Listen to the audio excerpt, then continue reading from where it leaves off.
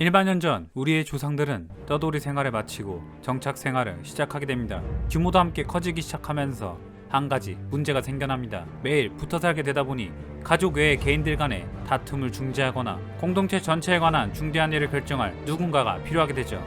지도자라는 개념이 언제부터 취미가 아닌 직업이 되었는지는 불분명하나 농경의 시작과 함께 불평등이라는 개념이 생겨난 것은 분명합니다. 이걸 어떻게 알 수 있는가 하면 초기 정착사회의 집의 크기를 보면 알 수 있습니다.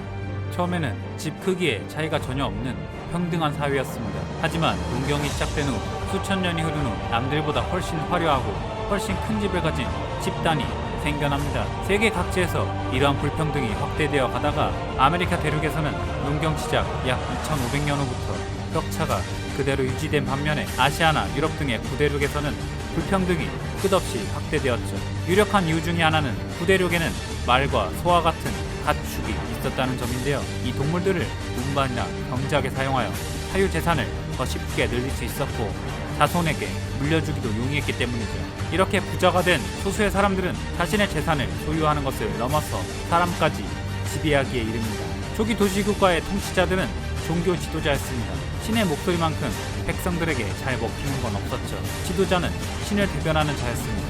그러던 것이 약 5000년 전 이집트와 수메르에서 기존과는 다른 방식의 지도자가 탄생하였습니다. 바로 18세기까지 세계를 다스리던 통치 형태, 전제군주제입니다. 그렇다면 왜 같은 핏줄의 직계 혹은 친척에게 권력을 물려주는 왕조가 탄생하게 되었을까요? 한 국가가 안정적으로 운영되기에 가장 좋은 방식이기도 하였지만 일개 백성의 입장에서는 선택의 여지가 없었을 겁니다.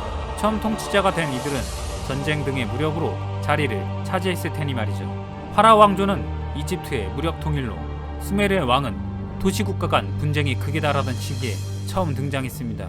수메르 왕조는 수백 년 정도 버티다가 기원전 2334년에 아카드 왕국의 사르곤 왕에게 정복당하였습니다. 닭이 먼저인가 달걀이 먼저인가만큼이나 지도자가 먼저인가 전쟁이 먼저인가의 문제는 선뜻 선택하기가 곤란한 질문임에 분명하지만 어쨌든 함께 등장한 것만은 분명합니다. 권력 따위는 관심이 없고 그냥 평화롭게 살고 싶다고 해서 일개의 백성들이 자신들의 운명을 선택할 수 있는 입장이 아니었죠. 죽임을 당하느냐 복종하느냐의 문제였습니다.